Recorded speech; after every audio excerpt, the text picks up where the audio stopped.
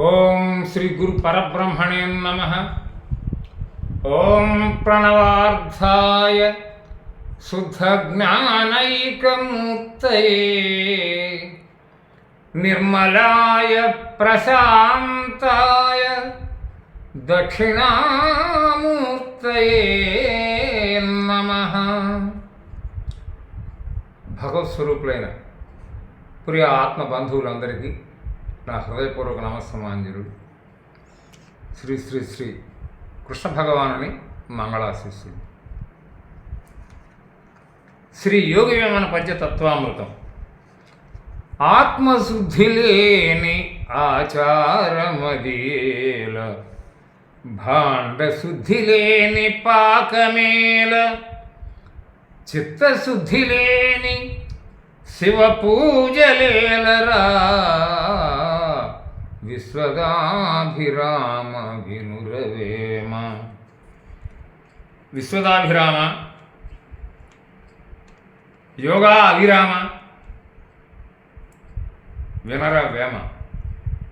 తనయందు తనకు గట్టి నమ్మకము, భక్తి విశ్వాసాలు కలిగి ఉండడం, ఇటు దృఢ నిశ్చయం.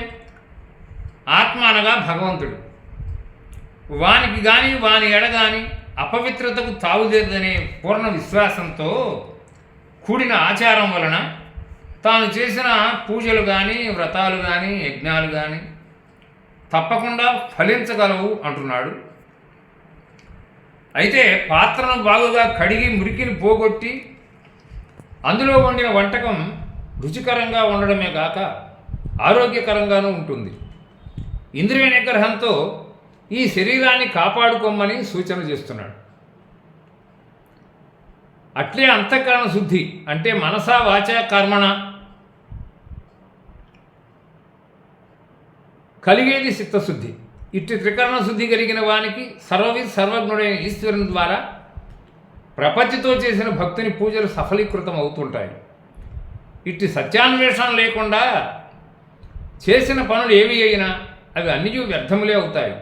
పరమాత్మను చెందవని వేమన ఉవాచ.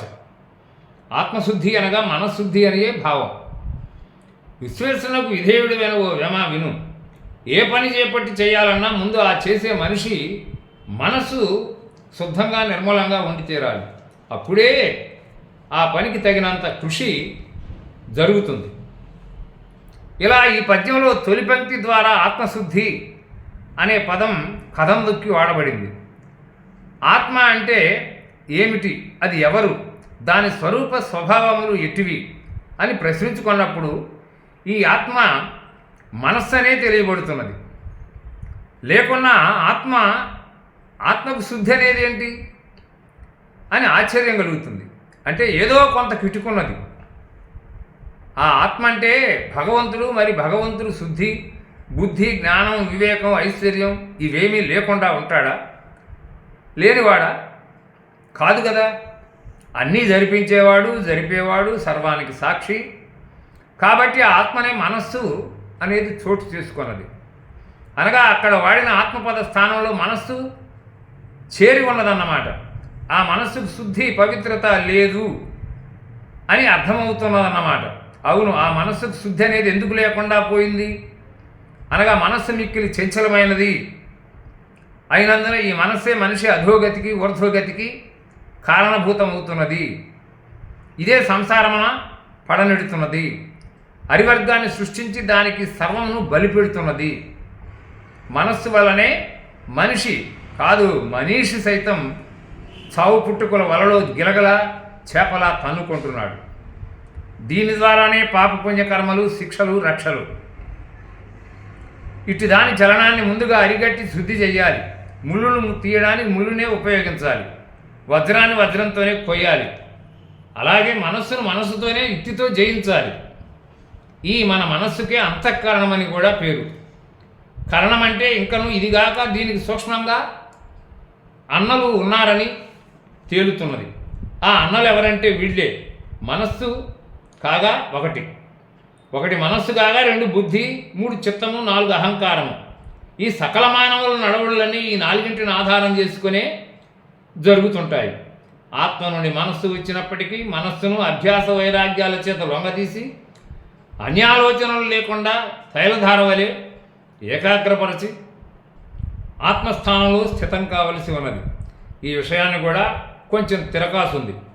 ఈ ఆత్మస్థాన స్థితం బుద్ధ్యాత్మ అయినప్పుడు బుద్ధ్యాత్మై ఉన్నదనటే ఇక్కడ తిరకాసు. అంటే మనశ్చాంచల్యాన్ని అరికట్టి వివేక దీపమై సమ్యక్ దర్శనం కలిగించేది బుద్ధి విచారమున సంచరిస్తూ ఉంటుంది. కాన దీనికి స్థిరత్వం లేదు. బుద్ధికి స్థిరత్వం ఎందుకు లేదంటే శాంతిగా ఉండలేకపోవడం వలన. ఇక్కడే శ్రీ త్యాగయ్య రాజై శాంతం లేక సౌఖ్యం లేదు అన్నాడు. సారస దళనయనా అని భగవంతుడితో మొరపెట్టాడు. దాంతులకైనా వేదాంతులకైనా అని నుడిగాడు. అంటే ఎటువంటి వారికైనా, అంటే బాహ్యేంద్రియ నిగ్రహులకైనా అంతరింద్రియ నిగ్రహులకైనా అన్నాడు. సంకీర్తన చేశాడు. ఈ బుద్ధి కంటే శ్రేష్టమై ప్రాణాత్మ ఉన్నదని పెద్దలు అంటారు. ప్రాణచలనం అరికట్టినప్పుడే ప్రాణాత్మ హాయిని అనుభవిస్తూ ఉంటుంది. ప్రకృతి స్వభావాలతో కూడిన బుద్ధ్యాత్మ శాంతం పొందడం కోసం శుద్ధమగు చిత్త ప్రవృత్తిని ఆశ్రయించవలసి ఉంది. ప్రకృతి స్వభావముల బుద్ధియే రెండవ పాదంలో చెప్పబడిన బాంధశుద్ధి లేని భోజనంగా, ప్రకృతి స్వభావజనిత బుద్ధి చిత్తమును ఆశ్రయించి శుద్ధి పొందడమే కడుపు శుద్ధిగా, బాంధశుద్ధిగా, శుద్ధమైన అనుపాకంగా వేమన వివరించి చెప్పాడు. సహజ సిద్ధమైన స్వభావమున్న బుద్ధ్యాత్మ చిత్తమందు దృష్టి సారించి లయమైపోవలసి ఉంది. అప్పుడే చిత్త స్వభావం తనను తాను శుద్ధపరబ్రహ్మయుగ అహాన్ని ఆశ్రయించుతూ అందు దృష్టి నిలుపుతూ ప్రాణాత్మ చలనం లేకుండా, అంటే చిత్త చలనములు రెండునూ దాదాపు ఒకే స్వభావం కలిగినట్టువై ఉన్నవని తెలియబడుతున్నది. జీవాత్మ అహంకార చలనాలు లేకుండా ఏకమై ఆజ్ఞాచక్ర దృష్టితో నిశ్చలమవుతాయి. పాతంజలి యోగశాస్త్రం ఈ అంశాన్ని స్థిరీకరిస్తూ ఉంది. యోగశక్తిలో వశ్యం చేసుకొని చిత్తశుద్ధి పొందు సాధకులు అష్టాంగ యోగాన్ని అభ్యసిస్తూ ఉంటారు. ఈ యోగం 8 విభాగాలతో, అంటే అంగము అంటే భాగము, విభాగము అని అర్థం, కూడి ఉంది. 1 యమము, 2 నియమము, 3 ఆసనము, 4 ప్రాణాయామము, 5 ప్రత్యాహారం, 6 ధారణ, 7 ధ్యానం, 8 సమాధి. ఇవన్నీ యోగ సాధకులకు పూర్ణానుష్ఠాన సాధనములు. వీనిని అనుసరించి ఎందరో మానవులు మహాత్ములయ్యారు, యోగులయ్యారు. యోగమనగా జీవుడు బ్రహ్మంతో మనస్సును ఐక్యం పొందించటం అనే భావం. దేహాత్మ యందు అన్నింట మనస్సు శ్రేష్టమే. ఈ మనస్సును అభ్యాస వైరాగ్యముల చేత జ్ఞానులు బుద్ధికి లోబరుచుకొని ఉంచుతారు. అనగా కర్మేంద్రియ జ్ఞానేంద్రియాలను మనస్సును అదుపు చేసి పని చేయిస్తారు. మనస్సును బుద్ధివశ్యంలో నుంచి బుద్ధి కూడా స్థిర వివేక విచారం చేత శాంతిని ఉండడం కోసం చిత్తస్థితిని ఆశ్రయిస్తారు. ఆ చిత్తాన్ని శుద్ధమంది చాంచల్యం బాపుకోవడం కోసం మంచిది ఏది? సర్వేంద్రియ అధిష్టానమైన అహాన్ని ఆశ్రయించి, అంటే అహంకారం కాకూడదు, అసలు అహమే మంచిది కాదు. పైపెచ్చు కారంతోడైనప్పుడు ఇక చెప్పేదేమున్నది? ఈ అహం ఎప్పుడైతే శుద్ధం అయిందో అప్పుడే ఈ సమస్తం శుద్ధం అవుతుంది. దీనినే శ్రీ గీతాచార్యుడు ఇట్లా అన్నాడు: ఆత్మ సంస్థం మనఃకృత్వా నకించిదపి చింతయేత్.